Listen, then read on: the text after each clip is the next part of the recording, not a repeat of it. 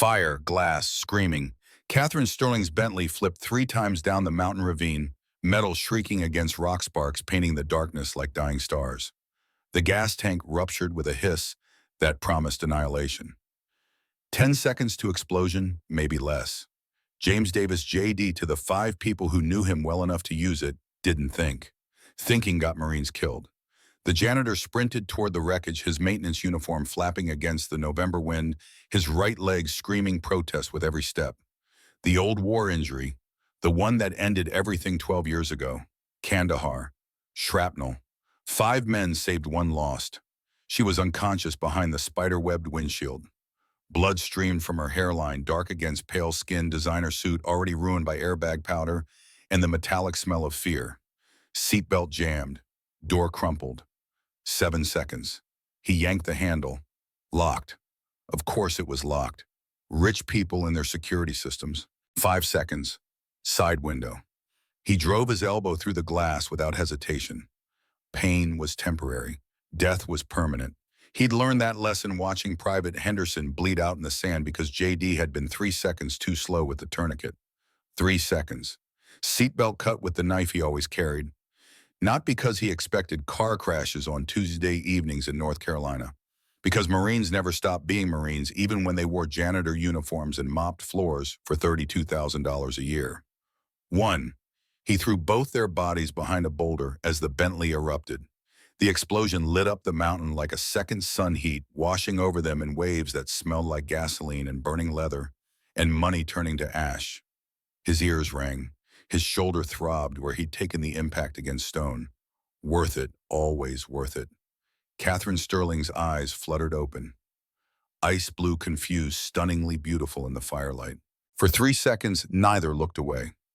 Something passed between them in that moment, recognition maybe, or the beginning of understanding that neither would acknowledge until much later, when it was too late to pretend otherwise. Her lips moved. No sound came out at first, then a whisper barely audible over the crackling flames behind them. "You're safe," he said before she could speak, cradling her head with hands that still remembered how to be gentle despite everything they'd done, in places whose names remained classified. Blood on his maintenance uniform. Always blood no matter how many years passed. Then she saw him. Really saw him. A black man in working-class clothes. Calloused hands. No expensive watch, no designer, anything. Just a janitor who happened to be in the wrong place at the right time, or maybe the right place at the wrong time, depending on whose story you believed. 3 weeks earlier, 5:47 a.m., Sterling Medical Technologies, Charlotte, North Carolina. The executive floor gleamed under industrial fluorescence marble, reflecting JD's distorted image as he pushed the mop bucket past offices that cost more to furnish than he made in a year. Mahogany desks, leather chairs, abstract art that probably meant something to people who had time to care about such things. He didn't have that time. Maya's voice echoed in his head, the conversation from last night playing on repeat like a song he couldn't turn off. "Daddy, can we get the art supplies for school? Everyone else has the premium set. Mrs. Anderson said we need them for the project." "Soon, baby girl, soon." The same answer he'd been giving for 3 months. Soon. The word tasted like failure every time it left his mouth. But what else could he say? That daddy's second job paid the rent, and the third job barely covered groceries. That the art supplies cost $47, and he had $19 in his checking account after paying for her asthma medication. That he lay awake calculating how to stretch a package of chicken thighs across 5 dinners while she slept in the next room, dreaming about colored pencils and sketch pads 8 years old. She shouldn't have to understand any of this. Neither should he, but life didn't care about should. JD had left the Marines at 24 with a Purple Heart in a drawer he never opened, and a right leg that set off metal detectors because of the shrapnel still embedded near his femur. "Honorable discharge. Thank you for your service. Here's a handshake and a limp, and good luck with civilian life." He'd saved 5 men under fire in Kandahar. Carried them one by one across 200 meters of open ground while insurgents used them for target practice. The 6th man, Private Henderson, age 19, from some small town in Ohio, died while JD tried to stop the bleeding from a femoral artery that had been shredded by the same explosion that put metal in JD's leg. The numbers never quite balanced in his head at 3 a.m. when his sleep refused to come. After the discharge came Sarah, beautiful, brilliant Sarah Chen with her accounting degree and her laugh that sounded like everything good in the world distilled into pure sound. They met at a community center barbecue. She'd asked about his limp. He'd given her the short version, military injury, nothing serious. She'd looked at him with eyes that saw through the lie and asked if he wanted to talk about it over coffee. 3 months later, they were married. 6 months after that, she was pregnant. Maya came 2 months early, tiny and fighting and perfect. Complications. Medical bills that multiplied like cancer cells. JD took the janitor job at Sterling Medical Technologies because they offered decent healthcare benefits, and he'd learned in Kandahar that pride was a luxury you couldn't afford when lives hung in the balance.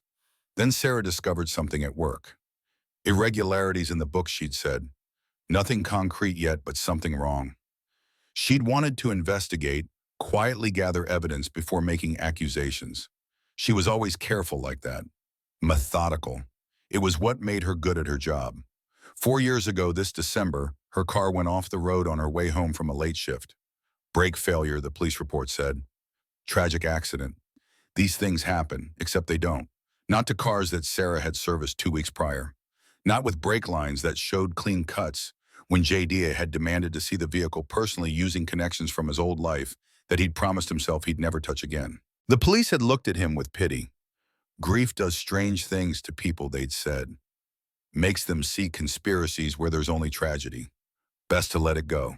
Move on. Focus on his daughter. JD had let it go.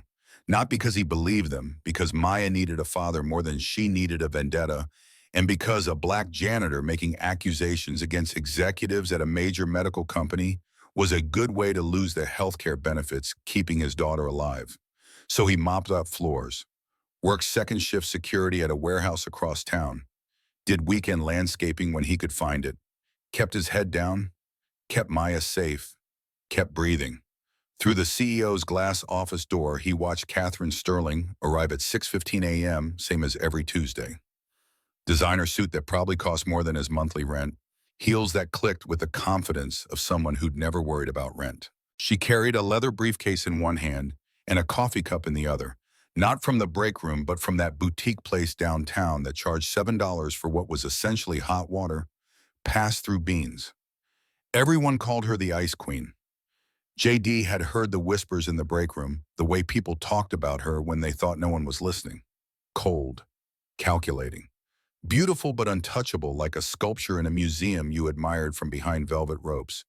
She'd never looked at him directly, not once in 3 years. He was part of the furniture to people like her. Useful, invisible, there when needed, ignored when not. He didn't blame her. That was just how the world worked when you lived in it long enough to understand the rules. His phone buzzed. Text from Mrs. Patterson, the 72-year-old neighbor who watched Maya before school. She's asking about the art supplies again. Broke my heart to see her face. Can you swing by after your shift? JD typed back with thumbs that had field-dressed wounds and assembled rifles in the dark and now pushed mops. Will do, thanks for everything. Mrs. Patterson had been a lifeline these past 4 years. Widow, retired teacher, no family nearby. She'd knocked on his door the week after Sarah died, carrying a casserole and an offer to help however she could. Black solidarity, she'd said with a knowing look. We take care of our own when the system won't. The system hadn't. JD had learned that lesson before Kandahar, but the war had driven it home with the subtlety of a rifle butt to the skull. 6:30 a.m. Catherine Sterling emerged from her office heading toward the executive conference room. She walked like someone who'd never stumbled, never fallen, never had to catch herself because the ground gave way beneath her feet. JD had seen that walk before. Officers, the ones who gave orders from air-conditioned command posts while enlisted men bled in the sand. He pushed the mop bucket toward the elevators, invisible as always.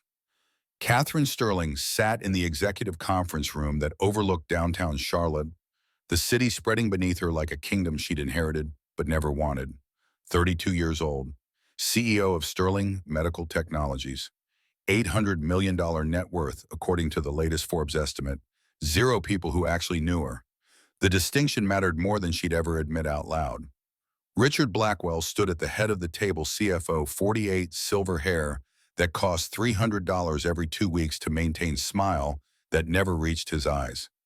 He was presenting the quarterly projections with the smooth confidence of a man who knew he was 3 votes away from taking everything she'd built.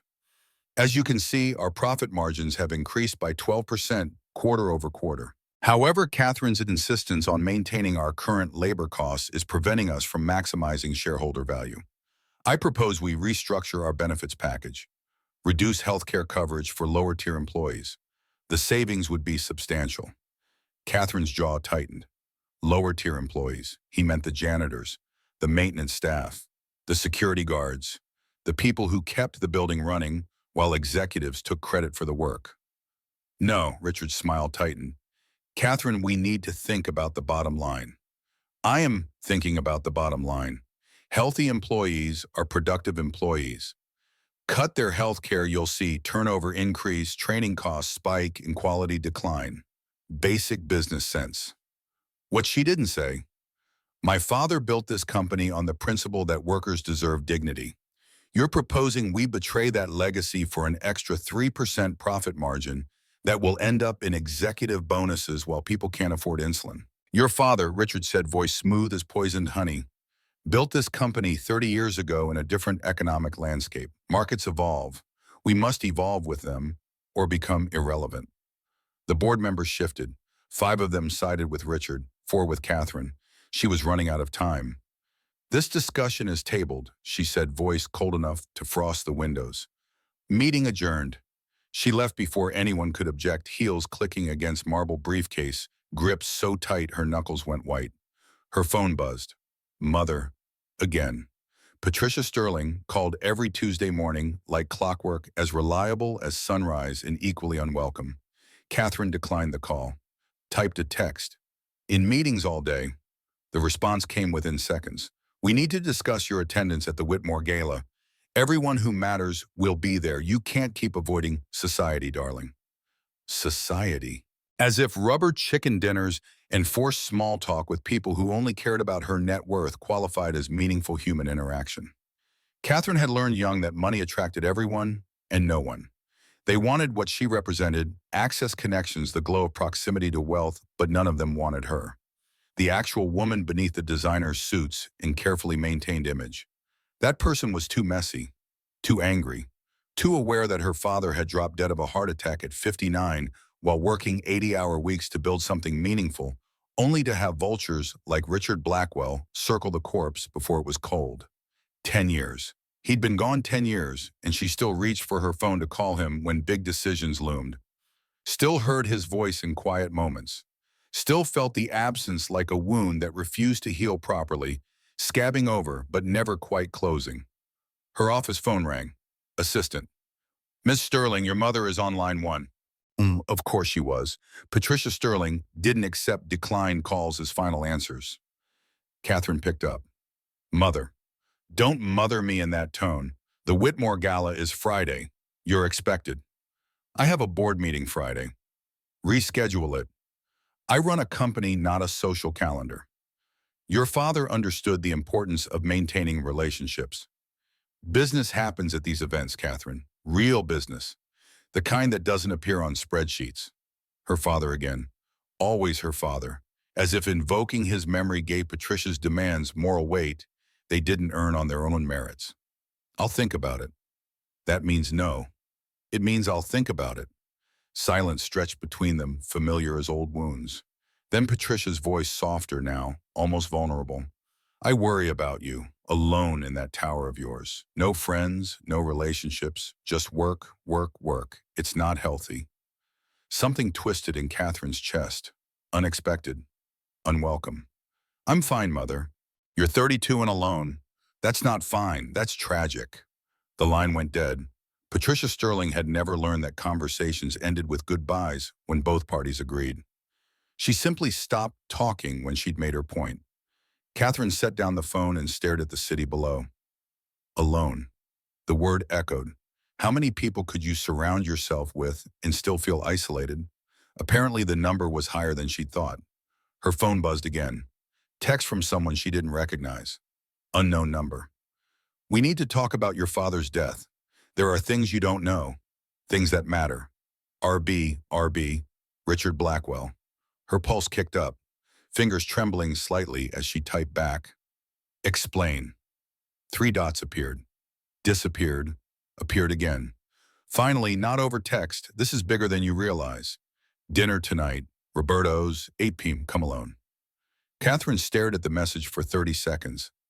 Every instinct screamed trap. Richard wanted her vulnerable, off-balance, willing to make mistakes. Classic manipulation. But what if he actually knew something? She typed back, I'll be there. The rest of the day crawled past like wounded prey. Catherine sat through meetings without hearing them, signed documents without reading them, smiled at jokes she didn't process. Her mind kept circling back to Richard's message. Your father's death. Things you don't know. Her father had died of a heart attack. Sudden, shocking, but not suspicious. 59 was young, but he'd worked brutal hours, eaten poorly ignored chest pains for weeks before the final one dropped him in his office while reviewing quarterly projections. The autopsy confirmed it. Cardiac arrest, natural causes, tragic but not mysterious. Except Richard had been the one to find him. Richard had been the last person to see him alive. Richard, who now wanted control of the company her father had built from nothing. 5:47 p.m. Catherine left early, drove to her penthouse apartment in the sky, changed into casual clothes that still cost more than most people's monthly salary, and stared at her reflection in floor-to-ceiling windows that showed her the city but not herself. Who was she really? Strip away the title, the money, the inherited empire. What remained she didn't know, hadn't known for years, maybe never had. 7:45 p.m. She drove to Roberto's in her Bentley, the one indulgence she'd allowed herself after closing a deal that netted the company $200 million. Her father would have been proud, or maybe disappointed that she'd chosen luxury over practicality. She'd never know. Richard sat in the back corner private booth, 2 glasses of wine already poured. Red, expensive, open to breathe. He stood when she approached, gentleman's gesture that felt calculated. Catherine, thank you for coming. She slid into the booth across from him, ignoring the wine. Talk. Direct as always. He smiled, sipped his wine, took his time. Power play. Make her wait. Make her uncomfortable. Your father didn't die of a heart attack. The words landed like body blows. Catherine's vision tunneled. Excuse me. The autopsy was clean. I know. I ordered it redone by a private facility using more sophisticated testing. The results came back 3 months ago. He pulled a folder from beside him, slid it across the table. Toxicology report. Your father's blood showed traces of compounds that wouldn't appear on standard panels. Slow-acting cardiac accelerants. Undetectable unless you know what to look for. Catherine's hands shook as she opened the folder. Medical jargon, chemical formulas. But the conclusion was clear enough. Someone poisoned him. Over several months, small doses, building up gradually, would have felt like stress fatigue, normal aging. Then one day his heart just stopped. Perfect crime. Who? Richard leaned back. Candlelight played across his face, shadows making him look older, harder.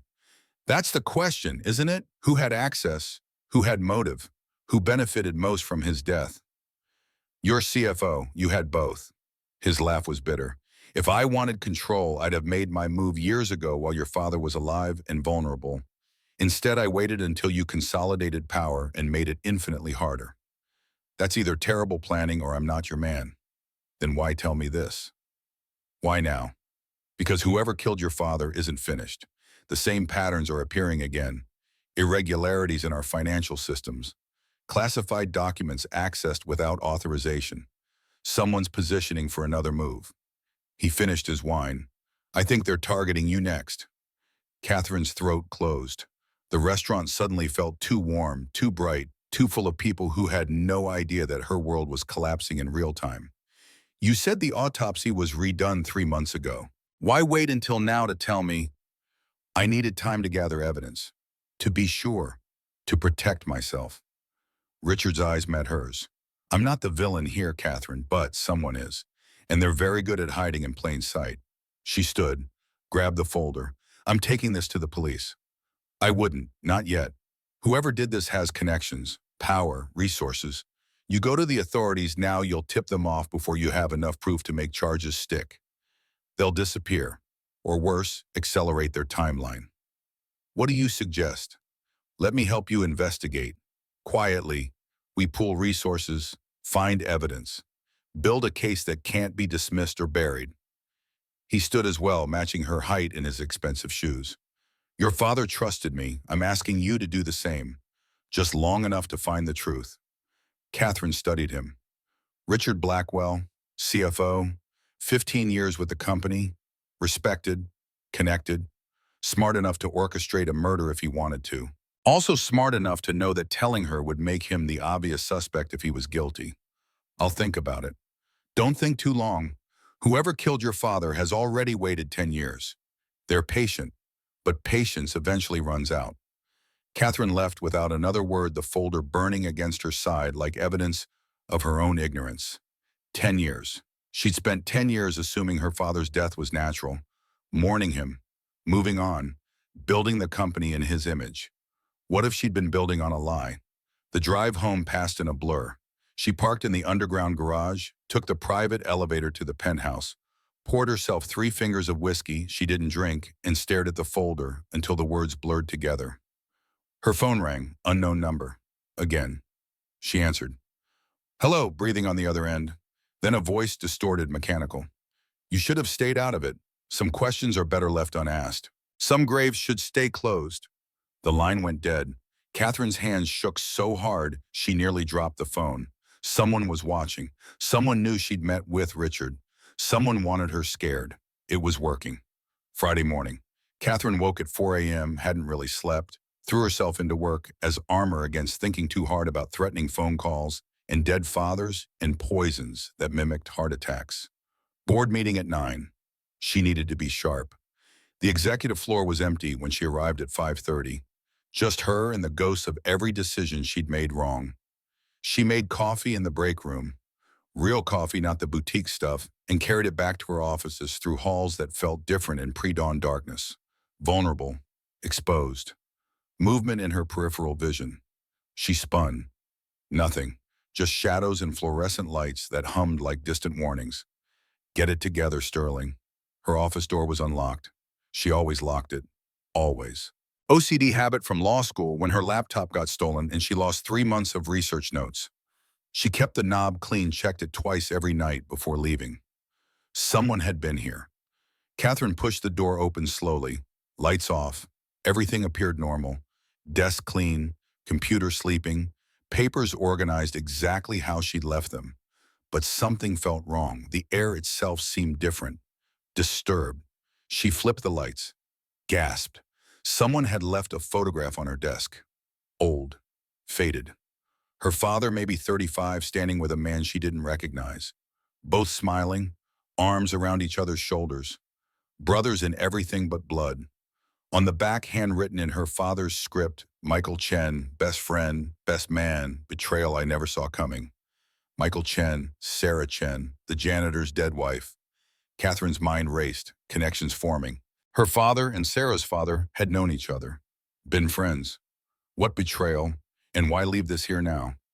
Footsteps in the hallway. Catherine shoved the photo in her desk drawer as Richard appeared in the doorway. Early start. Good. We need to discuss the board meeting. He stepped inside without invitation, closing the door behind him. 5 votes to remove you if they feel threatened enough. I can give you 3. You need 2 more, Dejair. What do you want in return? Access to your father's private files, the ones he kept off company servers. I know they exist. I know you have them. And if I don't, then you're the fool I hoped you weren't. Richard moved to the window, looking out at the city. Your father kept secrets, Catherine. Some of them got him killed. The rest might save your life if you're smart enough to use them. Catherine considered. Her father had kept encrypted files, cloud storage with 3-factor authentication. She'd never accessed them. They felt too personal, like reading his diary after death. What makes you think his secrets are relevant? Because Sarah Chen died investigating the same financial irregularities that got your father killed. Because her husband works in this building under a false identity. Because everything connects if you're willing to look. Catherine's blood ran cold. What do you mean, false identity? James Davis, the janitor. You walk past him every morning without seeing him. His real name is James Davidson, former Marine Force Recon, Navy SEAL for 3 years, classified missions that remain sealed. His service record shows an honorable discharge 12 years ago, but his tax returns only go back 8 years. 4-year gap. Guess what happened during those missing years? Tell me. He was in witness protection, new identity, new life, because he saw something he shouldn't have. Did something that made powerful people nervous. The kind of people who can make brake lines fail on a young accountant's car when she gets too curious. Catherine's stomach dropped. You're saying the janitor isn't a janitor, never was. He's embedded, watching, waiting. Whether he's here to protect you or harm you, I genuinely don't know. But I know he's dangerous, and I know he's connected to everything that's happening. The board meeting started at 9. Catherine sat at the head of the table, face composed, mind screaming. 8 board members plus Richard, 5 wanted her removed. The vote was scheduled for end of meeting. 2 hours to change minds or lose everything her father built. Richard presented the restructuring proposal. Reduce labor costs, cut benefits, maximize profits. The same speech he'd given Tuesday, but with more charts, more projections, more ways to dress up the fact that he wanted to squeeze money from the people who could least afford to lose it. This company was built on a foundation of treating workers with dignity, Catherine said when he finished. My father believed that. I believe that. Profits matter. But so do people. We're not stripping health care from employees to pad executive bonuses. Board member Marcus Webb leaned forward. 63, old guard, her father's generation. Your father also believed in fiscal responsibility. The market has changed. We adapt or die. Then we die with integrity intact. Integrity doesn't pay shareholder dividends. The arguments circled like vultures. Catherine held her ground, but she could see the outcome crystallizing. 5 votes against her. Richard's promised support evaporating. She was losing. At 10:47 a.m., her assistant knocked. Interrupted. Unheard of during board meetings. Miss Sterling, I'm sorry, but there's an emergency. Your mountain cabin, there's been an incident. Catherine's cabin, the retreat she'd bought after her father died. The place she went when Charlotte became too much. What kind of incident? What happened? Fire, they think. Local authorities are trying to reach you. They say it's urgent. Catherine stood. We'll resume this Monday. Meeting adjourned. She didn't wait for objections. Grabbed her coat and briefcase, and left, ignoring Richard's attempts to follow, ignoring the board's protests. Something was very wrong. She could feel it in her bones. The drive to Asheville took 2 hours. Catherine pushed the Bentley to 90 on empty stretches of highway, mind racing faster than the engine. Fire. Her cabin. The place she'd planned to spend this weekend, avoiding the Whitmore Gala and her mother's disappointed sighs. The threatening phone call echoed. Some graves should stay closed. She arrived at 1:15 p.m. No fire, no emergency vehicles, just her cabin standing untouched against November mountains that looked too peaceful for a world falling apart. Catherine parked, got out slowly, hand on her phone ready to call 911 if this was a trap. The front door was unlocked. She knew she'd locked it last visit, always locked it.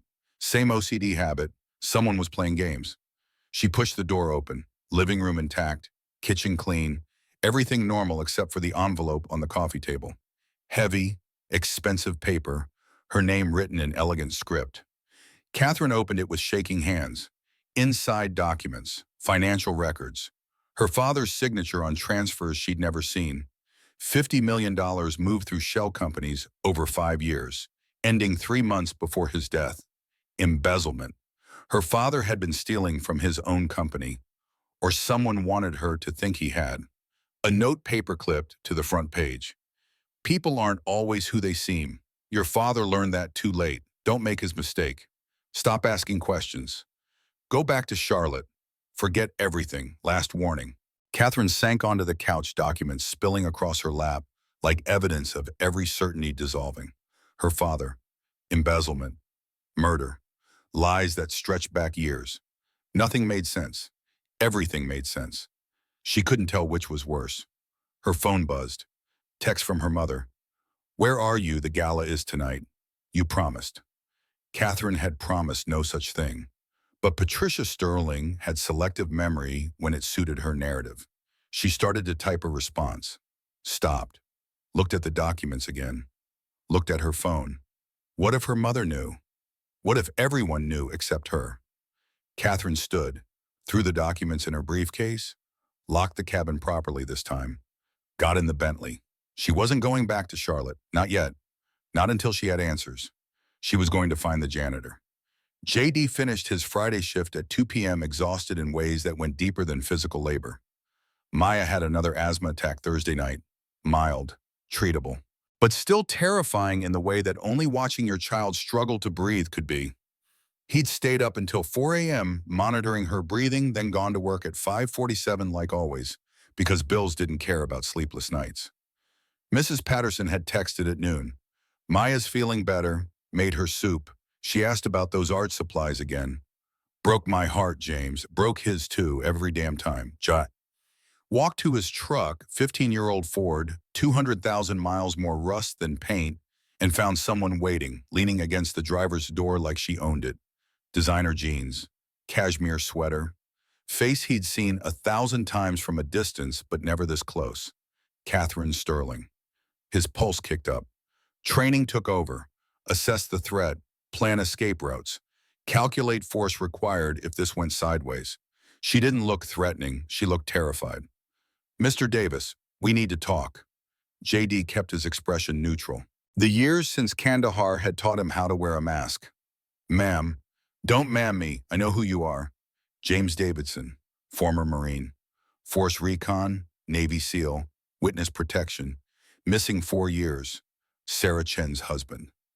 Every muscle in JD's body went rigid. His hand drifted toward the knife in his pocket. Old habits. "I don't know what you're talking about." "Yes, you do. Someone killed my father 10 years ago, poisoned him, made it look like a heart attack. The same someone killed your wife 4 years ago, cut her brake lines, made it look like an accident. They're connected. You know it, I know it, and someone wants me to stop asking questions." JD studied her, really looked, saw the fear behind the carefully maintained composure, saw the desperation in someone who'd had their world cracked open and couldn't close it again. He unlocked his truck. "Get in." "Where are we going?" "Somewhere we can talk without being watched. You were followed from your cabin, black SUV, 2 occupants, stayed 3 cars back the whole drive, currently parked at the street corner." Catherine's face went white. "How did you force recon? We notice things." He started the engine. "You want answers, I'll give them to you. But not here, not now. And you need to understand something." "What?" "Once you know, you can't unknow. Some truths destroy everything." "You sure you're ready for that?" Catherine clicked her seatbelt. "Drive." JD drove like someone trained to lose tails without looking like he was trying. Surface streets instead of highways. Random turns that forced the SUV to reveal itself by following too closely or lose them by hanging back.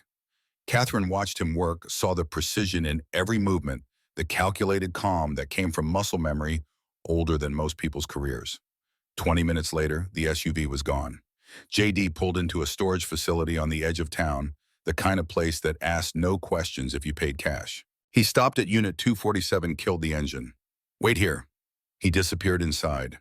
Emerged 3 minutes later carrying a laptop and 2 thick folders. Got back in the truck without explanation.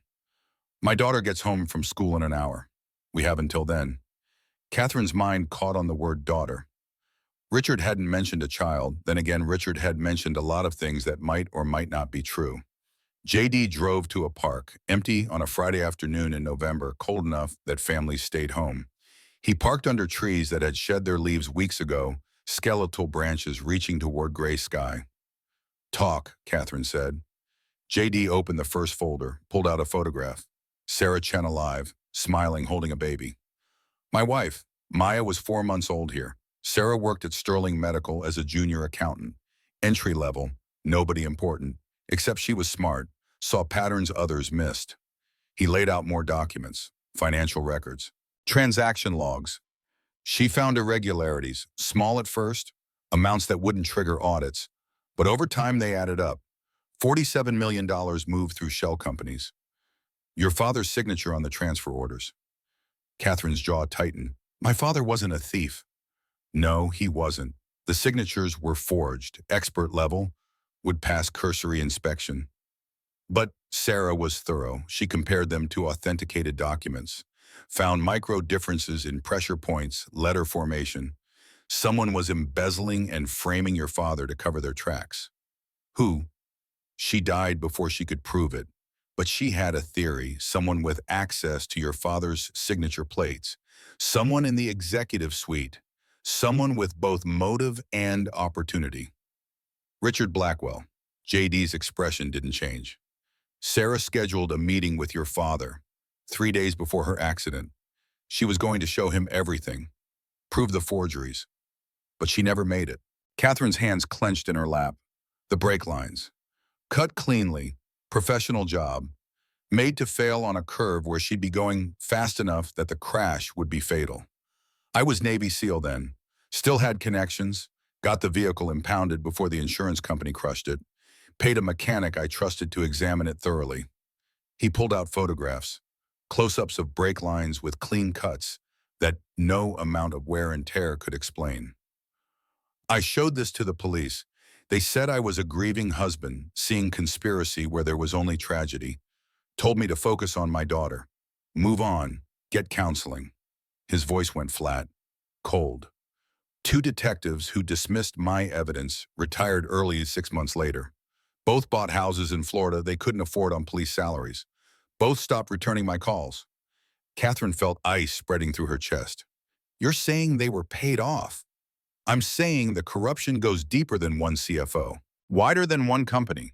Someone has resources, connections, the kind of power that makes evidence disappear and witnesses retire to Florida. So what did you do? What I had to, went underground, changed my name through witness protection program, called in favors from my SEAL days. James Davidson became James Davis. Got the janitor job at Sterling Medical under false credentials. Stayed close to the investigation. Waited for them to make a mistake. For 4 years. For however long it takes. He met her eyes.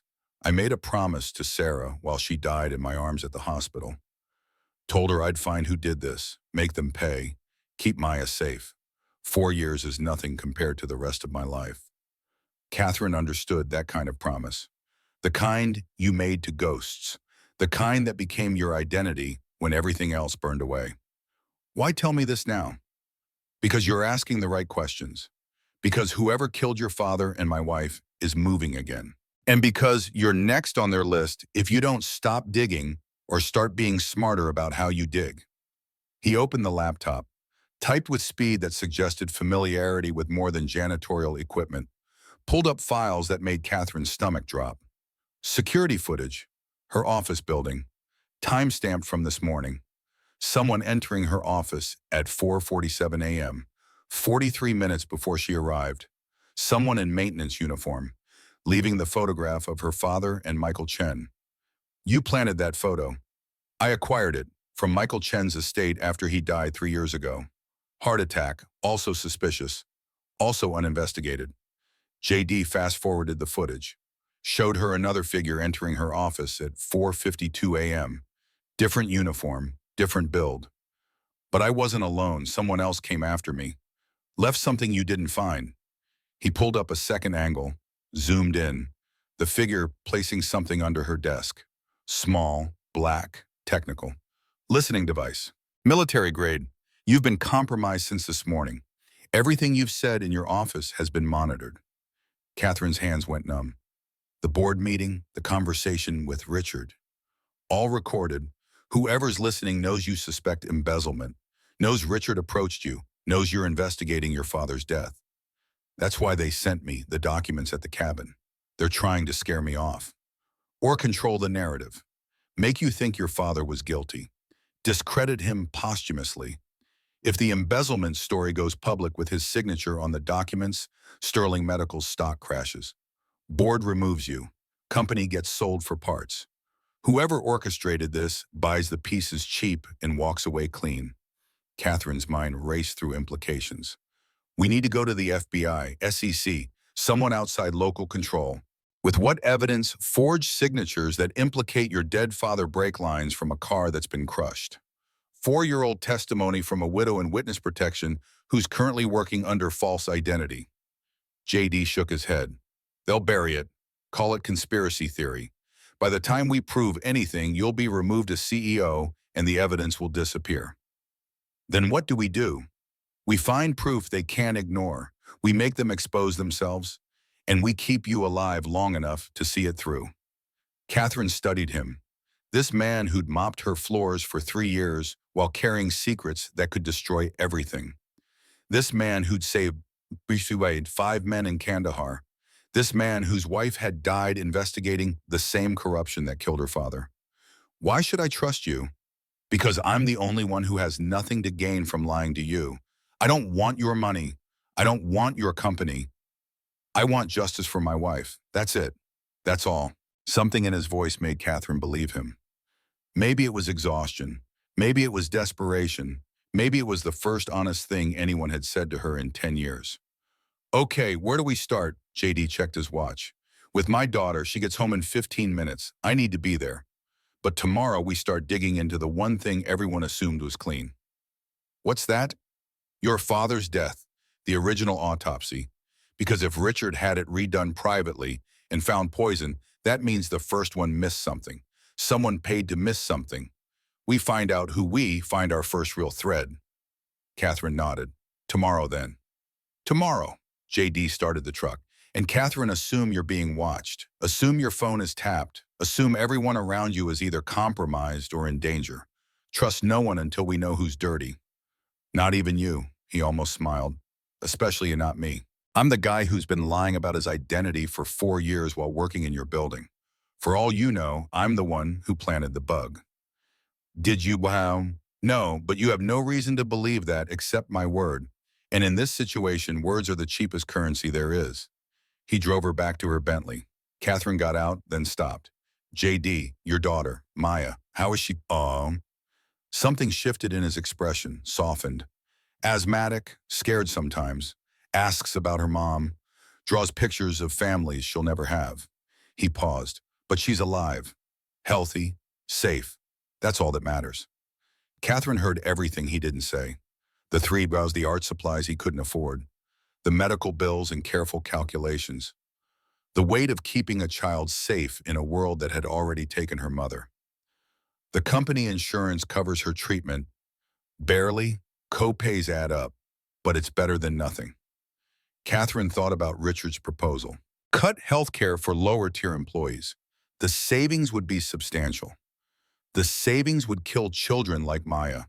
I'll make sure that never changes, she said quietly. JD studied her. That might cost you the company. Then it cost me the company. She drove away before he could respond, before she could examine too closely why this man's daughter mattered more than the board's quarterly projections. Catherine went to her penthouse, paced, thought, called her mother, and canceled for the Whitmore Gala with an excuse about food poisoning. Endured Patricia's disappointed lecture. Hung up feeling like a teenager again, always falling short of expectations she'd never agreed to meet. She pulled out her father's encrypted files, the ones Richard wanted access to, the ones she'd been too afraid to open. 3-factor authentication, password, fingerprint, retinal scan. Her father had been paranoid about security. She'd thought it was overkill for personal files. Now she understood. The password was easy. Her birthday plus his. The fingerprint and retinal scan took longer. She'd set up emergency access when he was alive in case something happened. Something had happened, just not the something either of them expected. The files opened. Catherine's breath caught. Thousands of documents, emails, financial records, investigation notes in her father's handwriting. He'd known about the embezzlement, about the forgeries, about all of it. He'd been investigating for 2 years before he died. Catherine read through the night. Coffee at midnight. More coffee at 2 a.m. Her eyes burned, but she couldn't stop. Her father had traced the shell companies, found the real owners, documented everything. But he'd been careful, methodical, waiting for ironclad proof before making accusations. The last entry was dated 3 days before his death. Meeting tomorrow with Sarah Chen, junior accountant, sharp, found the same patterns I did. She has physical evidence, bank statements I couldn't access. Together we'll have enough. Finally, after 2 years we'll have enough. Tomorrow I confront Richard. No more waiting, no more gathering evidence. The cancer needs to be cut out before it spreads further. Catherine will understand. She'll hate that I kept this from her. But she'll understand. I did it to protect her, to shield her from the ugliness until I could present her with solutions instead of problems. That's what fathers do. We carry the weight so our children don't have to. Tomorrow it ends, one way or another. Catherine's vision blurred, not from exhaustion, from tears she hadn't let herself cry in 10 years. He'd known, he'd been protecting her, and it had gotten him killed. She kept reading, found something that stopped her heart.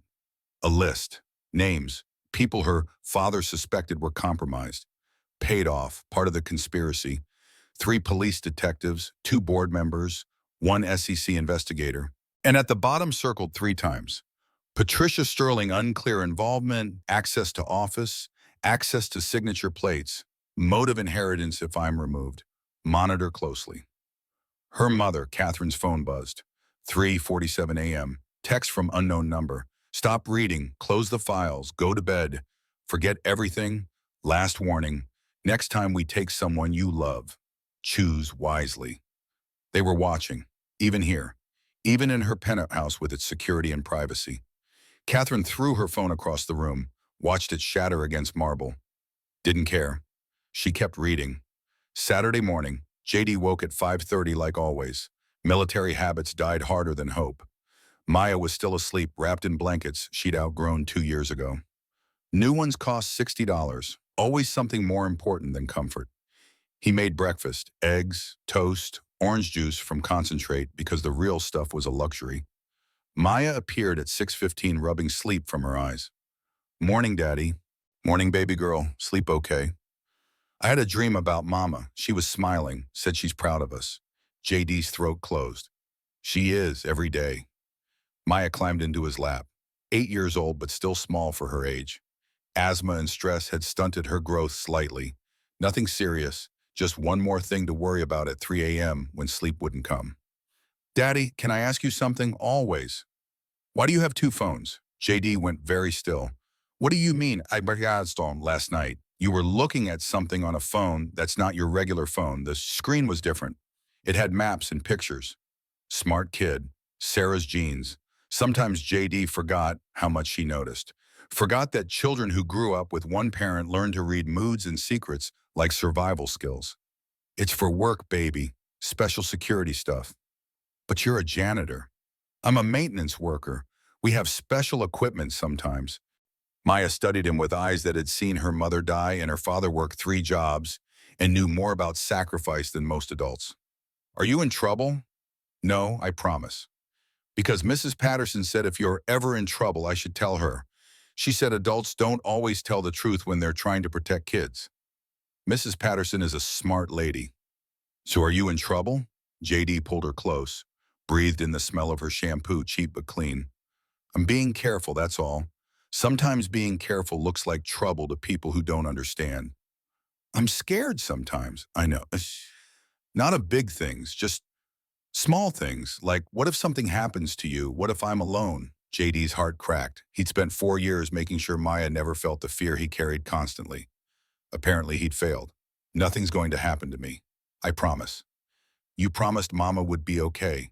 Then she died. The words landed like shrapnel. Clean entry. Maximum damage. Maya, it's okay. I know you tried. I know you can't control everything. She looked up at him. But I'm not a baby. I'm 8. I can handle truth better than I can handle wondering. When had she gotten so wise? When had 8 years old stopped being childhood? Okay, truth. I'm working on something important. Something that involves your mama. It might be dangerous, but I'm being careful. And Mrs. Patterson knows everything. If anything happens to me, which it won't, she'll take care of you. I have papers, legal stuff. You'd be safe. What kind of important thing? The kind that makes sure bad people don't hurt anyone else the way they hurt Mama. Maya absorbed this, nodded. Okay, but Daddy, you have to promise me something. What? If it gets too dangerous, you have to stop. Because I need you more than I need bad people punished. Mama wouldn't want you to die being brave. She'd want you to live being my daddy. JD had faced enemy fire, carried wounded men through minefields, performed field surgery with bullets hitting the dirt around him. None of it had scared him as much as this moment. I promise. Pinky promise. He linked his pinky with hers. Pinky promise.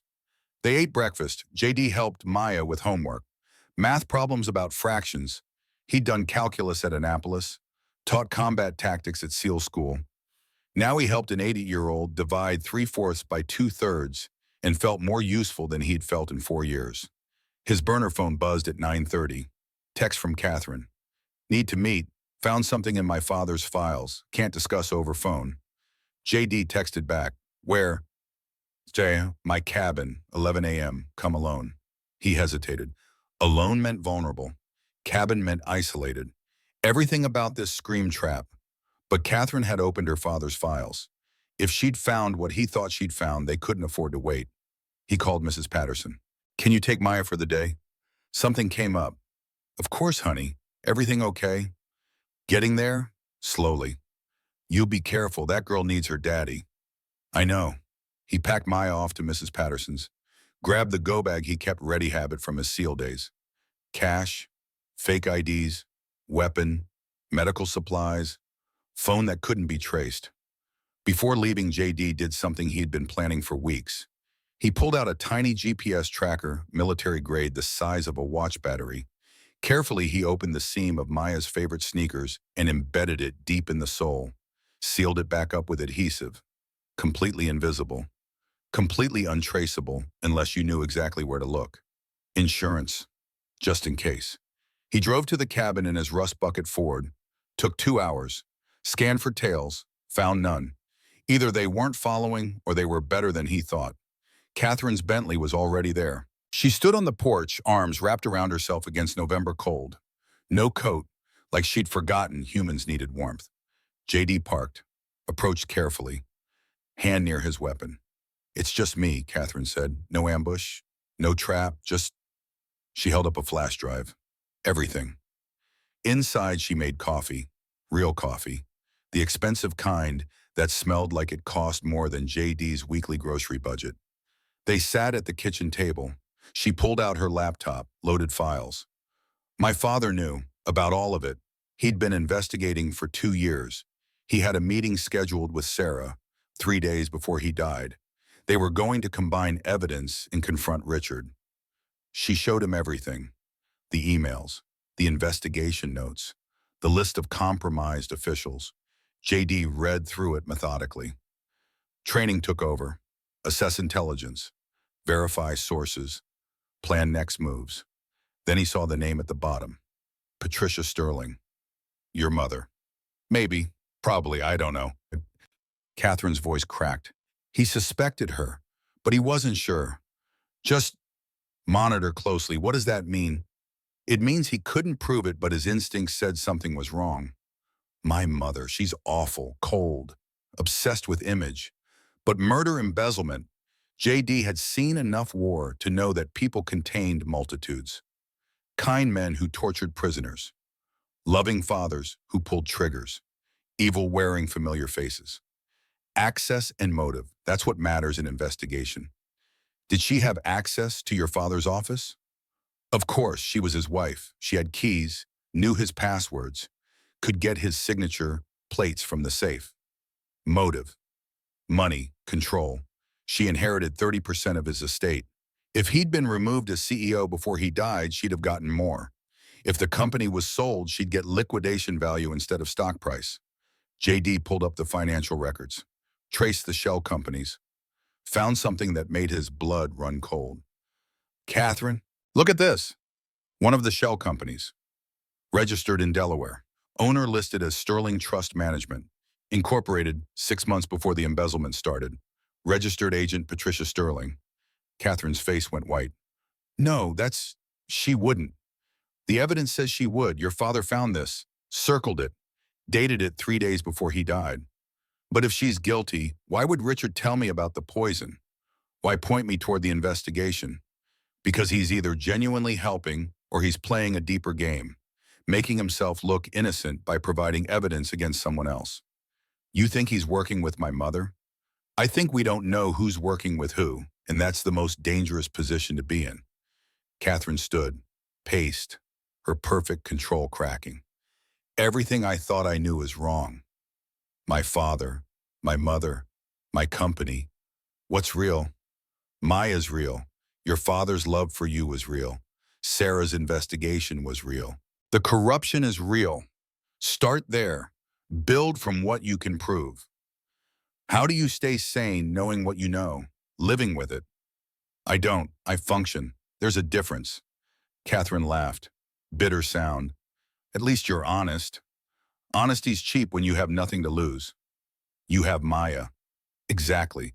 So I have everything to lose, which means I'm not honest. I'm strategic. I tell you what serves my purpose, justice for Sarah, and withhold what doesn't. You're telling me not to trust you. I'm telling you to trust evidence, documents, facts, not people. People lie. Evidence doesn't. Catherine sat back down, pulled the laptop closer. Okay, what does the evidence tell us? They worked through the afternoon, cross-referenced dates, built timelines, connected dots. The pattern emerged slowly. Embezzlement started 6 years ago, small amounts, testing the system, grew larger over time. Catherine's father noticed irregularities 4 years ago. Started investigating 3 years ago, got serious 2 years ago when amounts hit millions. Sarah found the same patterns 8 months after Catherine's father started investigating.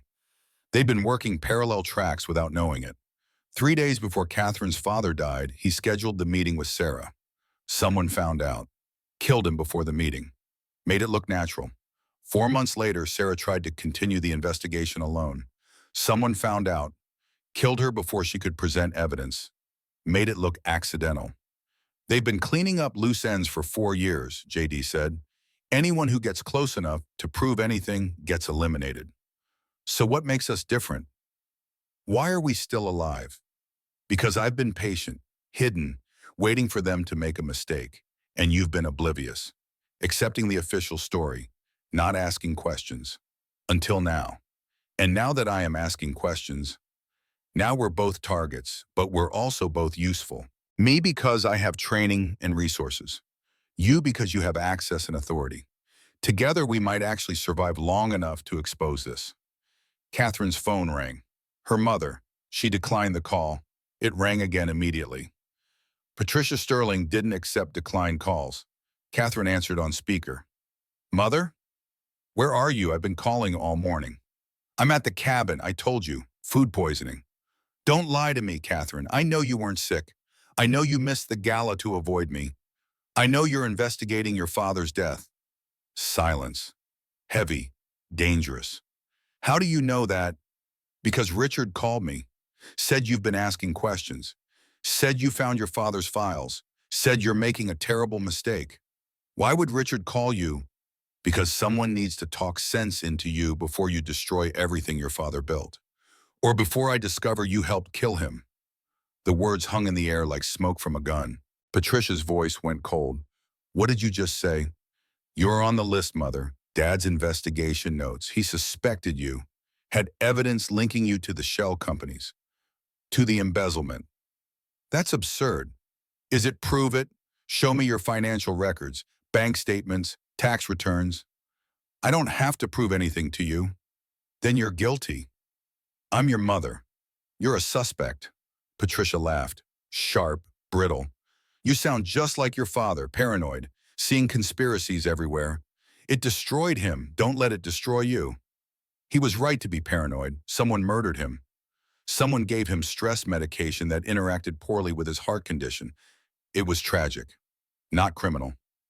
The autopsy was performed by the county coroner, a man your father trusted. There was no poison, no murder, just an overworked man who pushed too hard and paid the price. Catherine met JD's eyes. He shook his head slightly. Don't reveal too much. I want to believe you, Mother. Then believe me. Come home. Stop this investigation. Let your father rest in peace. I can't. You mean you won't? I mean I can't live with not knowing. Even if the truth destroys everything. Patricia's breathing changed. Faster, shallower. You're making a mistake, Catherine. One you'll regret. Is that a threat? It's a warning from someone who loves you, even if you don't believe that anymore. The line went dead. Catherine set down the phone. Her hands shook. She didn't deny it. Not really. She deflected, defended, but she didn't deny. Guilty people rarely do. Innocent people get angry, demand evidence, threaten lawsuits. Your mother did none of those things. So what now? JD pulled out his burner phone, made a call. Someone answered on the third ring. Davidson, it's been 4 years. I need a favor, Marcus.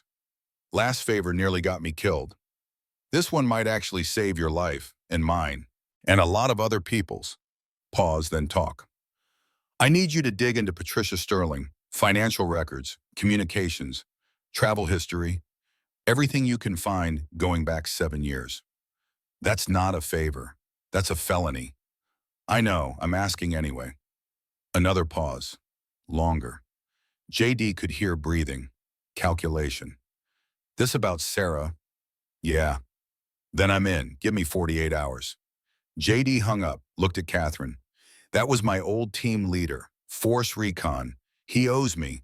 Actually, I owe him. But he'll help anyway because that's what brothers do. What can he find that we can't? Things that require security clearances I don't have anymore. Access to databases civilians can't touch. He's still active duty, still has resources. Catherine nodded, exhausted, overwhelmed. What do we do for 48 hours? We prepare, worst case scenario. They know we're investigating, know we found the balls, know we suspect Patricia. That makes us liabilities. Liabilities get eliminated. You think they'll come after us? I think they've already started. Your cabin. How many people knew you were coming here? Just no one. I didn't tell anyone. Your mother knew, said you were at the cabin. How? Catherine's face went pale. My phone. They're tracking my phone. Not just tracking. They've been listening, reading your texts, monitoring everything. JD stood, moved to the window, scanned the tree line. We need to leave now. Why, what did you see? Nothing. That's the problem. No birds, no wildlife. Trees are too quiet. Something scared them off. Catherine grabbed her laptop. There's a back door. Glass shattered. Window exploding inward. Something small and metal rolled across the floor. Flashbang grenade.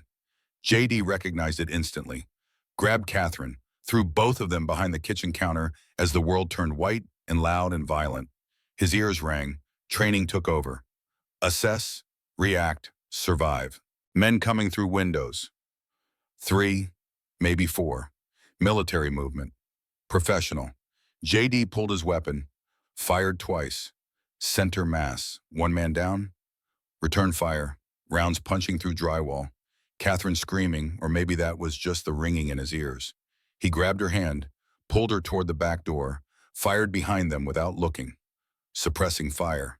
Buy time. Get distance. They burst through the door into November cold. JD's truck 50 yards away. Might as well be 50 miles with gunmen behind them. Run, he shouted. Pushed Catherine ahead. Covered their retreat. More shots. Closer now. They reached the truck. JD shoved Catherine inside. Started the engine. Tires screaming as they fishtailed onto the dirt road. Bullets punched through the rear window. Safety glass spiderwebbing. Catherine ducked. JD kept driving. Foot to floor. Watching mirrors. Waiting for pursuit. It came. Black SUV. Same one that had followed Catherine from Charlotte. JD. Hit the gas harder. The old Ford shook but held together. 15 years and 200,000 miles. Rust and determination. The SUV gained. Newer. Faster. Professional pursuit. JD took a turn too fast. felt the truck start to slide. Corrected. Barely. Catherine gripped the door handle like it was the only solid thing in the world. Who are these people? Professionals, military trained, expensive. Richard? Or your mother? Or both? Doesn't matter right now. The SUV pulled alongside. Window rolling down, man with rifle. JD cut the wheel, slammed into the SUV, metal screaming. Both vehicles careening. The SUV recovered first. More shots. Engine smoking now. Temperature gauge climbing. They weren't going to make it. JD saw the turnoff. Logging road. Narrow. Overgrown. He took it without slowing, branches scraping paint. Undercarriage hitting rocks. The SUV followed. Too big, too low. Got stuck on a boulder 20 yards in. JD kept driving. Mile, 2 miles. Engine making sounds that promised imminent death. Finally stopped in a clearing. Silence except for the ticking engine and their ragged breathing. What just happened? Catherine asked. Someone tried to kill us. Didn't succeed. Won't stop trying. This is insane. This is what your father lived with for 2 years. What Sarah lived with.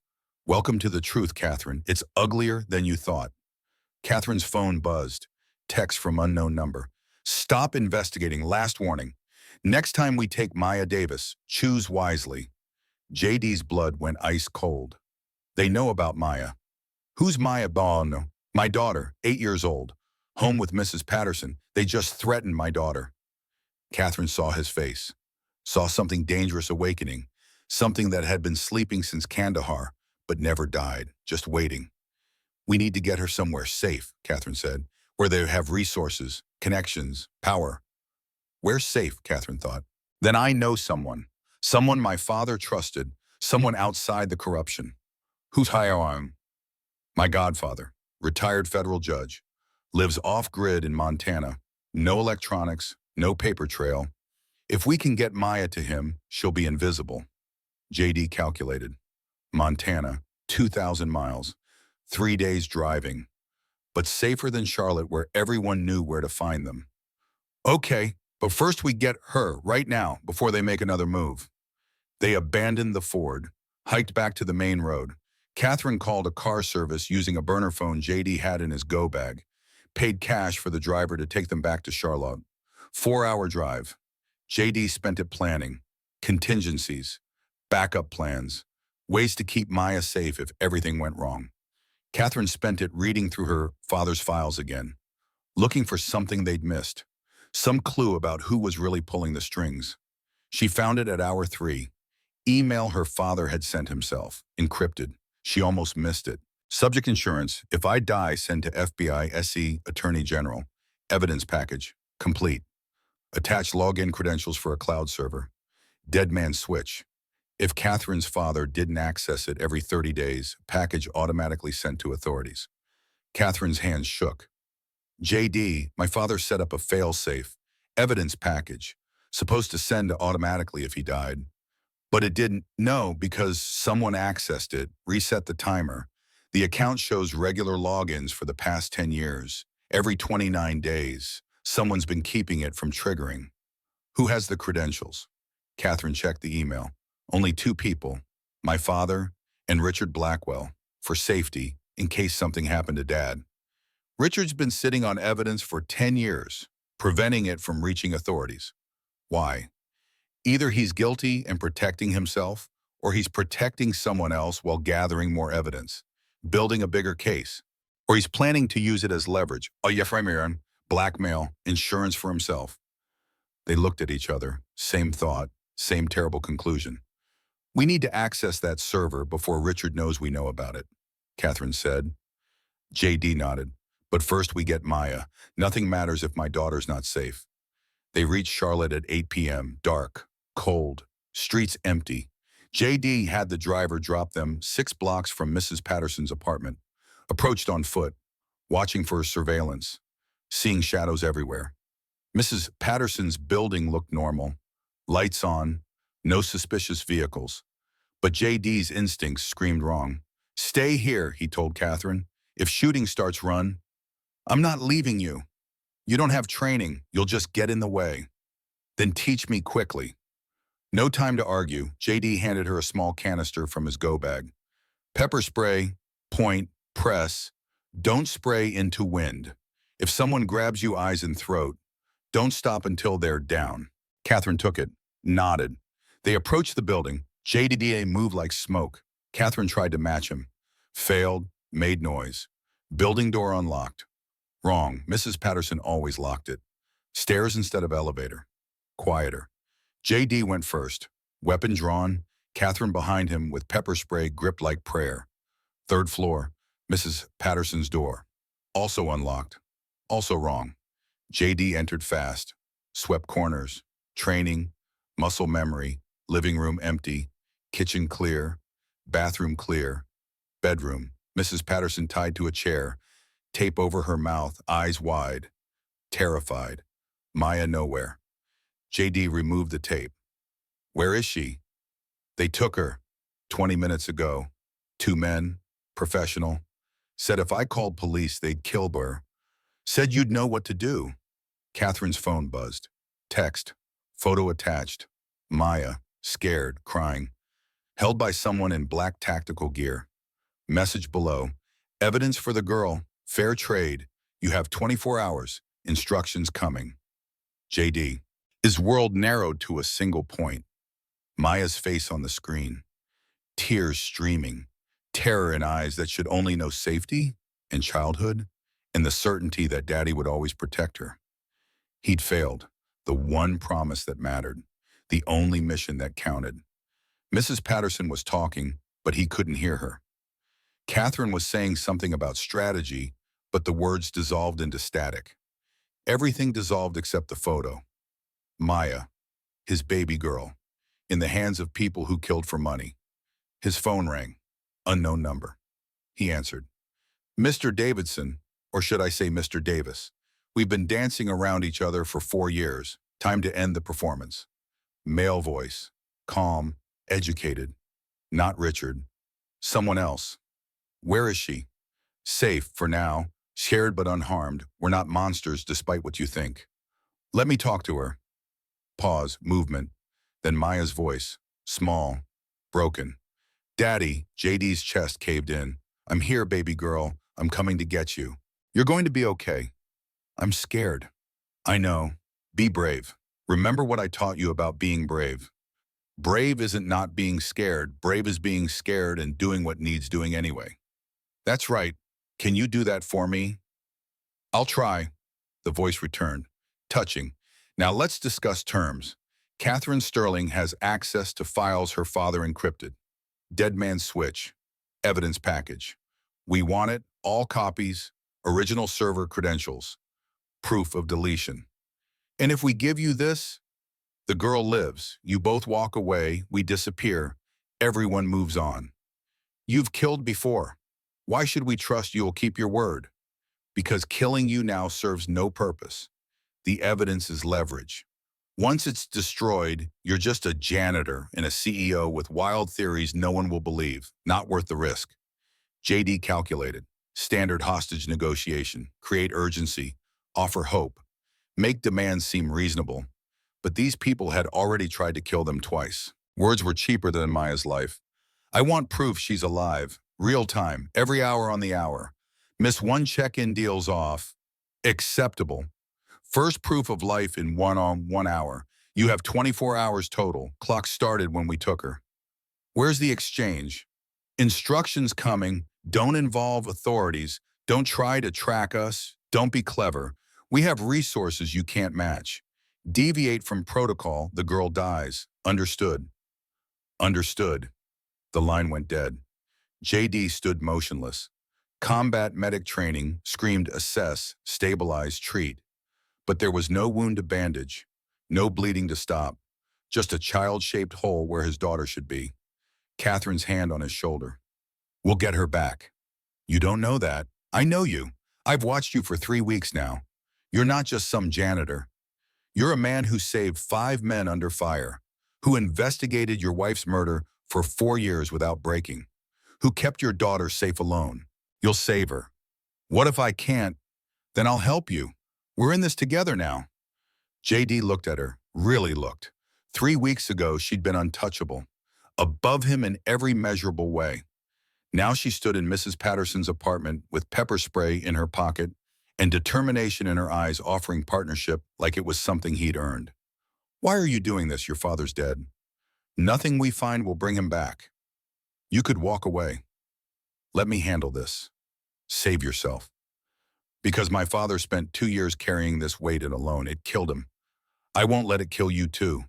And because she hesitated. Because Maya matters. Children like her shouldn't suffer for adult corruption. Something passed between them.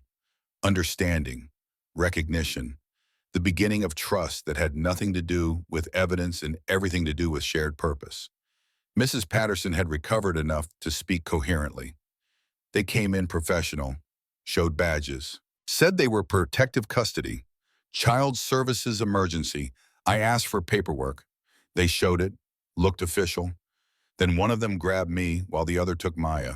She screamed for you, fought. They drugged her, something to make her sleep, carried her out unconscious. JD's jaw clenched. Description: white males, both late 30s, military bearing. One had a scar above his left eye. The other had a tattoo on his neck. Partial, eagle's wing maybe. JD pulled out his laptop, accessed files he'd compiled over 4 years. Mercenaries, private security, former military working off books contracts.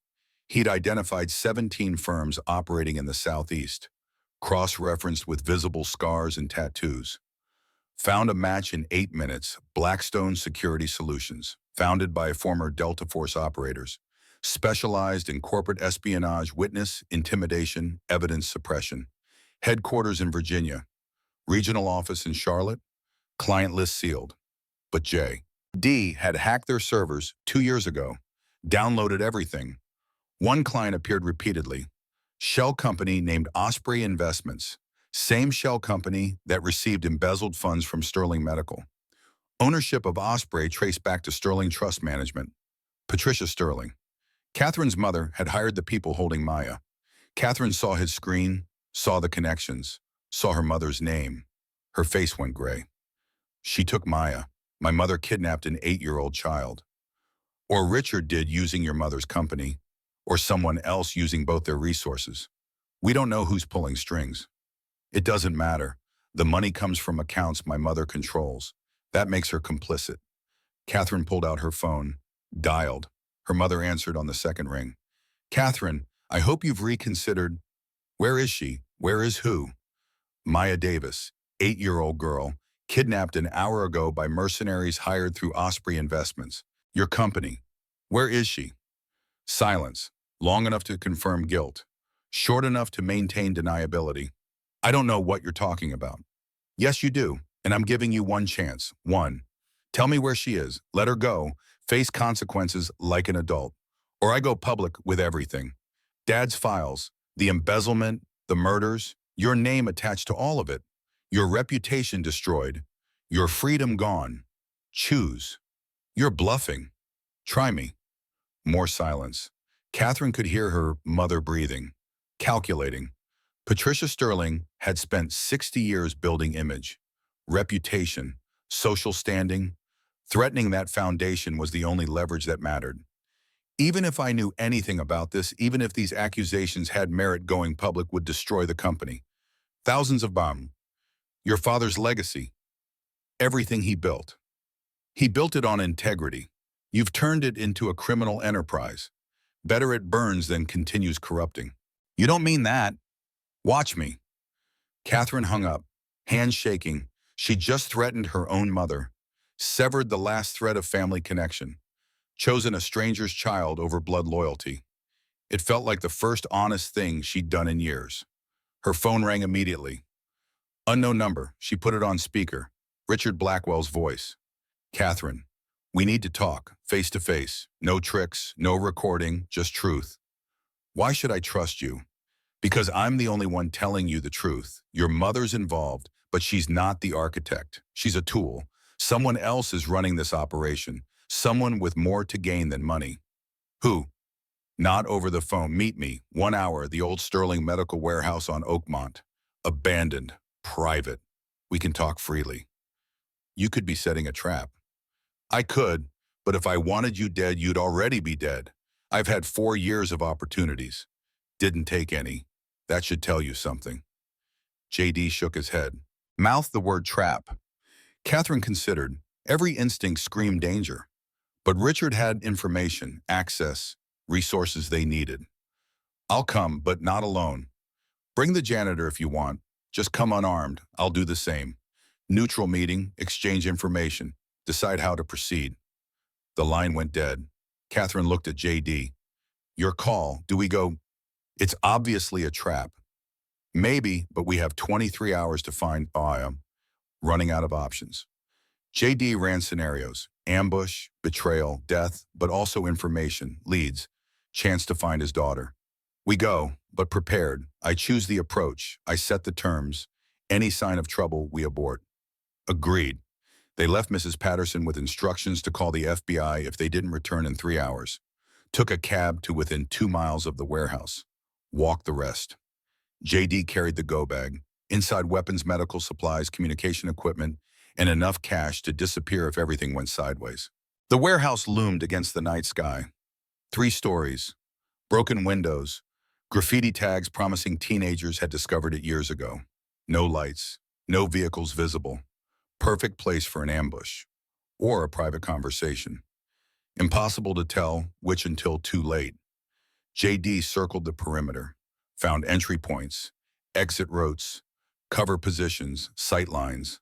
All the calculations that had kept him alive in worse places. If shooting starts, you run. Don't wait for me. Don't look back, just run. Catherine's jaw set. We're partners. Partners don't abandon each other. Partners also don't get each other killed through misplaced loyalty. Then don't make me choose. Don't die. Something in her voice made JD look twice. Saw something he hadn't expected. Genuine care. Not pity, not obligation. Actual concern for his survival beyond its utility to her investigation. When had that happened? When had she started to care whether a janitor lived or died? They entered through a side door. JD first, weapon drawn. Catherine behind him with the pepper spray that was laughably inadequate for what they might face. Inside smelled like industrial decay. Oil and rust in time. Moonlight through broken windows created shadows that moved with wind and imagination. Richard, Catherine called. We're here. Second floor, northwest corner. Come alone. JD shook his head. Together or nothing. They climbed stairs that groaned protest. Second floor opened into a vast, empty space. Old assembly line equipment. Conveyor belts to nowhere. The ghost of manufacturing jobs shipped overseas. Richard stood in the corner. No weapons visible. Hands empty. Suit still perfect despite the setting. Like he'd wandered in from a different movie. Thank you for coming. Talk, JD said. Fast. We have a deadline. Maya's safe. I can get her back. But you need to understand what you're really facing. We know about the embezzlement, Patricia's involvement, the murders. You know pieces, not the whole picture. Richard pulled out a tablet, showed them documents, corporate filings, shell companies, international transfers. The embezzlement was just funding, seeds for a bigger operation. Someone's been buying Sterling medical stock through anonymous holdings. Small amounts, different names, over 10 years. Now they control 43%, 3% shy of majority. Catherine's breath caught. Someone's been orchestrating a hostile takeover. Not hostile, hidden, patient, waiting for the right moment. Your father's death wasn't about stealing $47 million. It was about removing the founder, creating chaos, dropping stock price, making the final acquisition cheaper. Who's behind this? Richard hesitated, like the answer cost something to speak aloud. Michael Chen. JD went very still. Sarah's father. He's dead. Heart attack 3 years ago. Faked. I have proof. Medical records. Death certificate forgery. He's alive. Living under a new identity.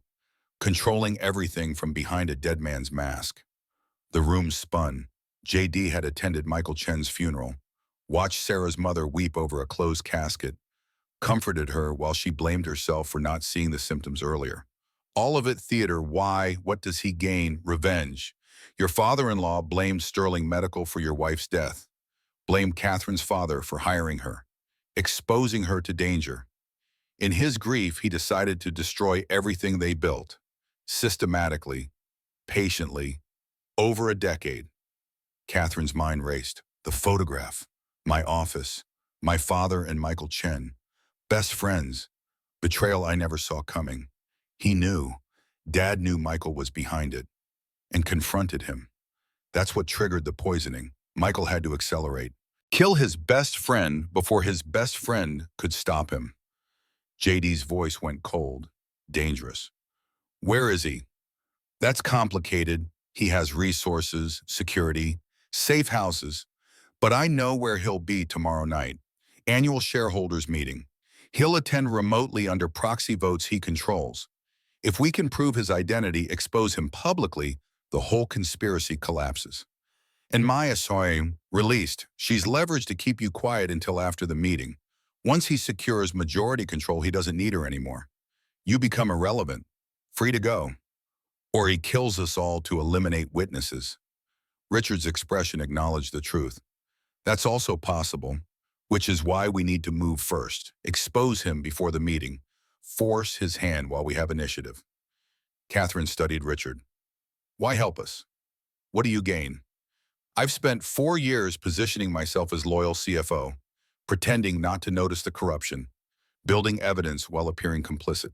If Michael wins, I'm the first one he eliminates. Too close to the truth, too dangerous. My survival depends on his exposure. So we're not allies, just people with aligned interests. Is there a difference? Fair point. War made strange partnerships.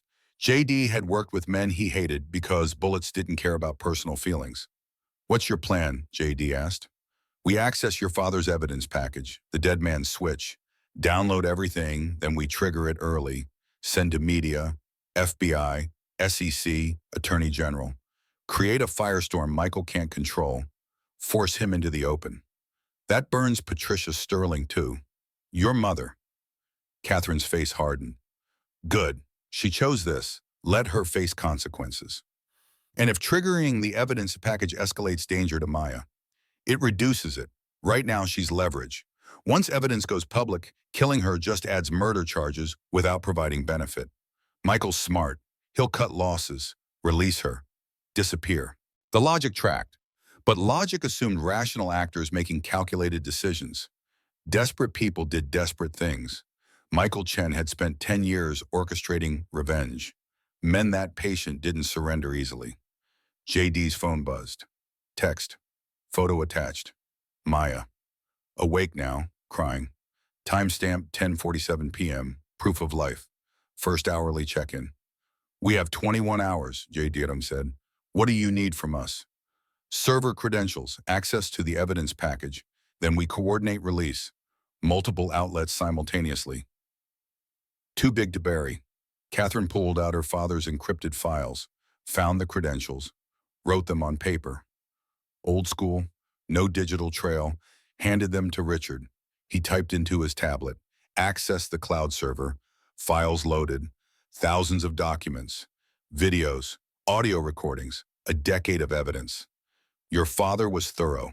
This is more than enough to bring down everyone involved. He started the download. Progress bar crawled, 3%, 5%, 8%. That's when the lights came on. Floodlights. Blinding. From every direction. JD's combat instincts screamed, but too late. They were surrounded, exposed, trapped. Speakers crackled. Michael Chen's voice, older than JD, remembered. Harder. Thank you, Richard. Excellent work. As always. Richard's face showed nothing. No surprise, no guilt, just calm acceptance of a role well played. Son of a bitch, Catherine whispered. I did warn you. People aren't always who they seem. Richard pocketed the tablet. The credentials are real. The server access is real, but you've just downloaded evidence into a device I control. Now it's gone permanently, along with your leverage. Men emerged from shadows. 6. Military trained, weapons drawn, the The same mercenaries who'd taken Maya. JD calculated odds, 6-1. Poor. But he'd faced worse in Kandahar. Survived worse. He stepped in front of Catherine, shielding her, already planning the first 3 moves. Take the closest man's weapon. Use him as cover. Fire on the second.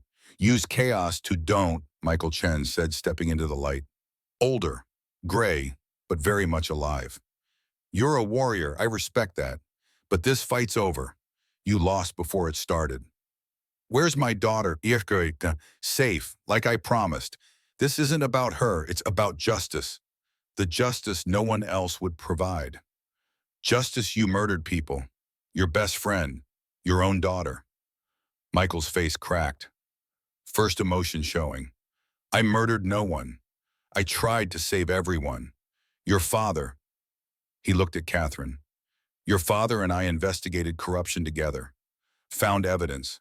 Planned to expose it. But someone knew. Someone had eyes inside our investigation. He gestured to Richard. Him, playing both sides, feeding information to everyone, profiting from chaos. He convinced Sterling to wait, gather more evidence, be certain. While waiting, he poisoned the coffee, made it look like heart attack, blamed it on stress. Richard smiled. Guilty. I did poison him. Michael's telling truth about that, but the rest creative interpretation. Catherine's world tilted again, every certainty dissolving. You killed my father. I liberated a company from a man too weak to do what needed doing. Your father wanted to expose corruption. I wanted to profit from it. His death served both our purposes. I got control. Michael got a convenient scapegoat. And Sarah, JD's voice, barely human. Collateral damage. She found evidence connecting me to the poisoning. Had to be eliminated. Made it look like grief-stricken husband killed his wife. Classic domestic tragedy. Except you went into hiding instead of prison. Inconvenient. Michael spoke again. I faked my death to investigate from outside. Used my widow's resources to track Richard. Gather proof. Now I have enough to destroy him. But I need the evidence package. The original. Your father's files. Richard's been blocking access for 10 years. You're going to give me the real credentials. Those were the real credentials, Catherine said. No, those accessed a decoy server, dummy files, good forgery but incomplete. I've analyzed them. The real server has different authentication. 3-factor. Your father wouldn't trust just passwords. Catherine understood. The fingerprint, the retinal scan, security measures only she could provide because she'd been set up as emergency access. You want me to unlock it. In exchange for Maya's life and yours, and the janitor's. Fair trade. JD laughed. Bitter sound. You'll kill us either way. Witnesses. Maybe, probably, but this way you have hope. The alternative is certainty. I shoot you both right now. Maya dies slowly while I find another way to access the server. Choose. Catherine met JD's eyes, saw the calculation, the warrior math. Certain death now versus possible survival later. Any chance was better than none. Okay, she said, but not here. The server requires biometric scan, fingerprint, and retinal. Can't do it remotely. Michael considered, nodded. We go to your apartment. You unlock it. I download everything. Then we discuss what happens next. Discuss means negotiate. That implies we have leverage. You have my word. I'm not a monster, just a father who lost his daughter, who watched his best friend die, who spent 10 years planning revenge. I've achieved it. Richard's exposed, Sterling Medical's mine. I don't need more bodies. Your word means nothing. It's all you have. They were zip-tied and loaded into black SUVs, JD and Catherine in one vehicle, Richard in another with Michael. Professional kidnapping, efficient, no room for heroics. During the drive, Catherine whispered, any ideas? Several. All bad. Tell me anyway. The biometric scan takes 30 seconds. During that window, they'll be focused on the screen, not us. If I can get free take one guard's weapon, we might create enough chaos to escape. Might, 20% odds, maybe less. Better than zero. Not much. They arrived at Catherine's building. Penthouse apartment, private elevator. Perfect trap. JD counted guards, 8 visible, probably more hidden. Professional operation. Michael had resources that matched his patience. Catherine's apartment looked different with armed men standing in the living room. Violated, tainted, all the expensive furniture and abstract art suddenly meaningless against the reality of violence. Michael set up the tablet, connected to Catherine's computer. Unlock it. Catherine sat down, typed her password, placed her finger on the scanner, leaned toward the camera for retinal scan. The system authenticated. Files appeared, the real ones this time. Everything her father had gathered. Everything that could destroy Richard. Michael, Patricia, everyone involved. Michael started the download.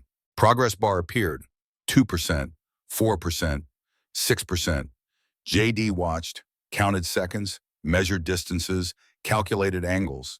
At 8% he moved, twisted, broke the zip tie using technique learned in SEER training, grabbed the nearest guard's weapon, fired twice. Center mass, man down. Chaos erupted. Guards returned fire. JD grabbed Catherine, threw both of them behind the kitchen counter. Rounds punching through drywall. Granite, expensive appliances that had never made a meal. Stay down, JD shouted, blind fired around the corner, suppressing, buying seconds. Catherine crawled toward the bedroom, toward her safe. She'd bought a gun after her father died. Never learned to use it properly. Now seemed like a good time to trauma him. She reached the safe, fumbled the combination, fingers shaking, rounds impacting closer. JD was running out of ammunition. Finally, open. She grabbed the Glock, checked the magazine like she'd seen in movies. Full. Safety off, maybe. She rejoined JD. I have a gun. Do you know how to use it? Point and shoot. Close enough. More gunfire. Windows shattering. The city lights of Charlotte suddenly visible through broken glass. Beautiful and indifferent. JD's weapon clicked empty. Out of ammunition. Out of time. Out of options. Cover me, he said, dropped the empty gun, pulled his knife. The one that had cut Catherine's seatbelt 3 weeks ago. The one that had performed field surgery in Kandahar. The one that had become part of his hand. Catherine fired. Wild, inaccurate, but loud enough to make the guards duck. JD moved. Combat training, muscle memory, close distance. Knife work was intimate. Required getting close enough to smell your opponent's last meal. He took down 1 guard, 2, 3, blood on his hands, on his clothes, in his hair, just like Kandahar, like he'd never left, like 12 years had been a dream, and he'd just woken up to find himself back in hell where he belonged. The 4th guard caught him with a rifle butt. JD's vision went white, old injury flaring, leg giving out. He went down. The guard raised his weapon. Point-blank range. JD could see down the barrel, see death arriving on schedule. Catherine fired. The guard's head snapped back. Down. She'd never killed before. Her face showed it. Horror. Shock. The knowledge that you can't unkill, can't unfeel, can't go back to who you were before you took a life. JD struggled up. Good shot. I think I'm going to be sick. Later. We need to move. They ran for the private elevator. JD limping badly now. Catherine supporting him. Role reversal becoming partnership. Elevator doors opened. Empty. They got in. JD hit the garage level button. Doors started to close. Michael Chen appeared. Moved faster than a man his age should. Shoved his hand between the doors. Forced them open.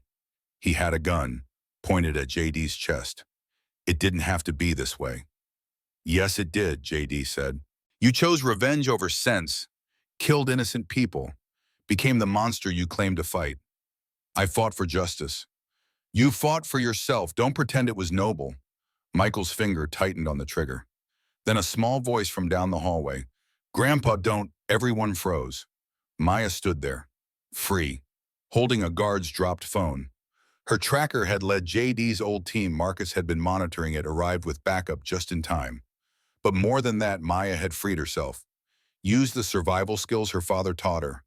Found the phone, called the number JD made her memorize, told Marcus everything. She walked forward now, 8 years old, terrified, brave beyond measure. Grandpa, please. Daddy's good. He saves people. He saved Mama's life over and over when she was sad. He told me stories. He never stopped trying. Michael's hand shook. Baby girl, you don't understand. These people hurt us, I know, but you hurt people too. Mama wouldn't want this. She'd want you to stop, to let us go, to be the grandpa she loved instead of the scary man with the gun. The weapon lowered slowly, Michael's face crumbling. I just wanted them to pay for taking her from us. They did pay. They've been shy, alone, scared, just like us. That's payment. Mama would say it's enough. Behind Maya, a tactical team appeared. Marcus and 5 more. Not Blackstone mercenaries, real military. JD's brothers. JD saw his opening, moved fast, disarmed Michael, put him in a hole that would break bones if he struggled. How did you escape, baby girl? You taught me. Remember, check for weaknesses. The zip tie had a crack. I worked it until it broke. Then I hid until I could run. Found a phone. Called Uncle Marcus like you made me practice. Smart. Resourceful. Sarah's daughter, JD's daughter. A survivor. Catherine pulled out her phone. Called the real police. FBI, SEC, everyone. Gave the address. Explained everything. Then she did something that would change everything. She opened her laptop, accessed her father's real server, the one only she could unlock. And instead of giving it to Michael or destroying it, she uploaded it everywhere, simultaneously. FBI, SEC, Attorney General, New York Times, Washington Post, Wall Street Journal, CNN, Fox News, every major media outlet. The evidence package triggered. 10 years of secrets released in one digital flood. No stopping it, no controlling it.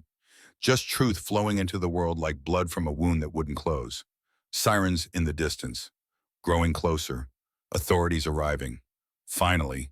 Too late for prevention. Just in time for cleanup. Michael Chen sagged in JD's grip. I just wanted justice. You wanted revenge. There's a difference. Is there?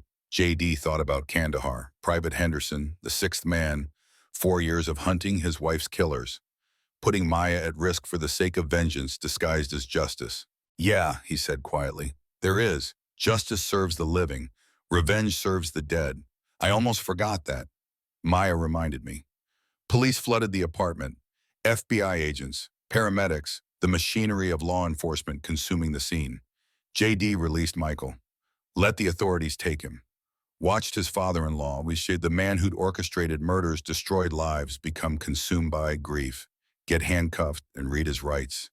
Should have felt satisfying. Felt sad instead. Michael Chen had loved Sarah, had loved his friend, had let that love curdle into poison. There but for the grace of God and an 8-year-old girl's wisdom. Maya ran to him. He scooped her up, held her so tight she squeaked protest. Didn't care. His daughter, safe. Alive. The only thing that had ever truly mattered. You saved yourself, baby girl. I'm so proud of you. You taught me how. Your mama taught you. I just reminded you. Catherine stood apart, watching police arrest her mother. Patricia Sterling had arrived during the chaos, tried to claim ignorance. The evidence package proved otherwise. Emails, financial transfers, meetings, all of it documented, all of it damning.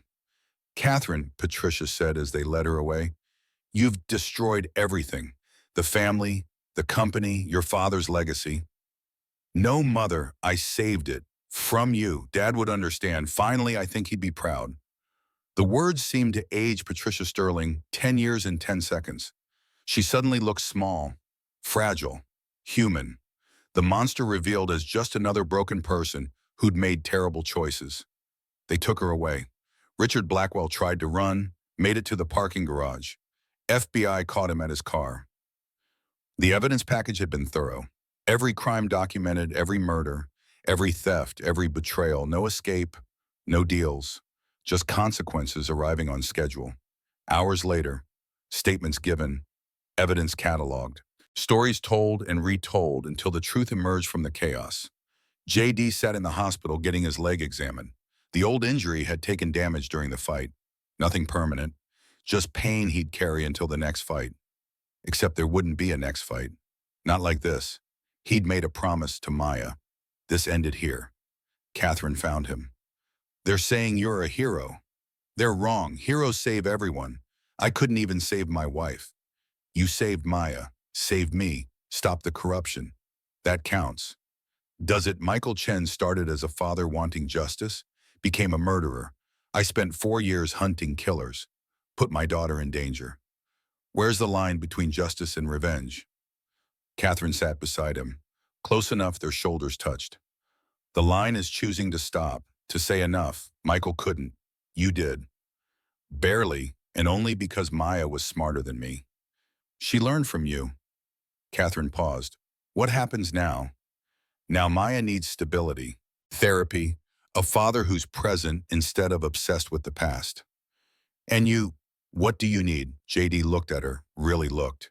3 weeks ago, she'd been the ice queen, untouchable, above him in every measurable way.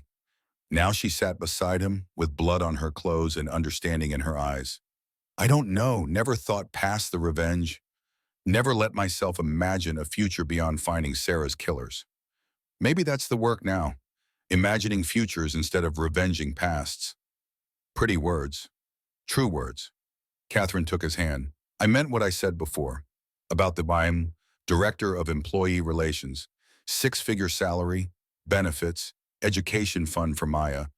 But more than that, I could use a friend, someone who sees me, not the title or the money, just me.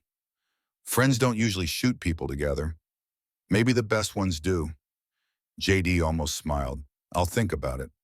Think fast. I'm rebuilding Sterling Medical from the ground up. Need people I trust. That's a short list. You're on it. Maya appeared in the doorway, Mrs. Patterson behind her. They'd been giving statements to child services, establishing that Maya was safe, loved, properly cared for despite everything. Daddy, can we go home? Home. The tiny apartment with secondhand furniture and walls too thin. The place where art supplies cost too much and asthma medication ate his paycheck. Where Sarah's ghost lived in photo albums and Maya's drawings. But also where they'd survived, where they'd healed, where they'd built a life from ashes. Yeah, baby girl, we can go home. Catherine stood. I'll drive you. Your truck's still at my cabin. Probably totaled anyway. You don't have to. I want to. They left the hospital. 3 people who'd survived something that it should have killed them. Changed by violence and revelation and the discovery that corruption runs deeper than anyone wants to acknowledge. In the parking garage, Catherine's Bentley sat untouched. Rich people's cars survived even when rich people didn't. They drove through Charlotte. 2 a.m. City lights reflecting off wet streets. Rain had started, washing away blood, evidence. The physical stains, the metaphorical ones, would take longer. What will you do, JD asked, with the company, with your life? Fix what's broken, change the culture, actually implement the values my father believed in instead of just talking about them. She glanced at him. I could use help, real help, from someone who understands what healthcare benefits mean to families living paycheck to paycheck, someone who knows the